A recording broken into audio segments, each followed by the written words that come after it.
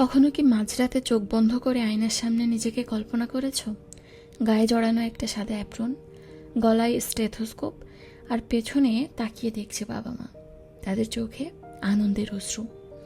এই একটা স্বপ্নের জন্য কত রাত তুমি ঘুমাওনি, কত আড্ডা ত্যাগ করেছো, কতবার পরীক্ষায় খারাপ নম্বর পেয়ে কেঁদেছো, তা শুধু তুমি আর তোমার টেবিলের ল্যাম্পটাই জানে। এই যুদ্ধটা শুধু একটা সিটের জন্য নয়, এই যুদ্ধটা তোমার অস্তিত্বের। মনে রেখো, ডাক্তার শব্দের ওজনটা কিন্তু অনেক বেশি, এটা বহন করার ক্ষমতা সবার থাকে না। তাই যখনই মনে হবে আর পারছো না, তখন নিজের স্বপ্নের দিকে একটু তাকাও। হাল ছেড়ো না।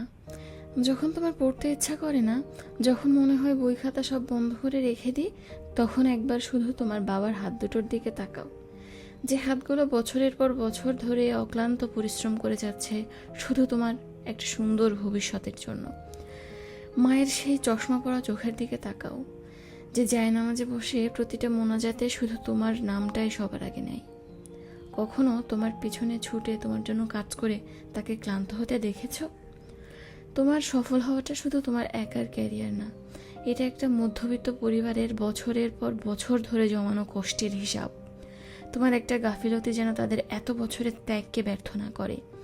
আজ একটু কষ্ট করো, যাতে কাল তোমার সফলতার দিনে তারা বুক ফুলিয়ে বলতে পারে, ও আমার সন্তান।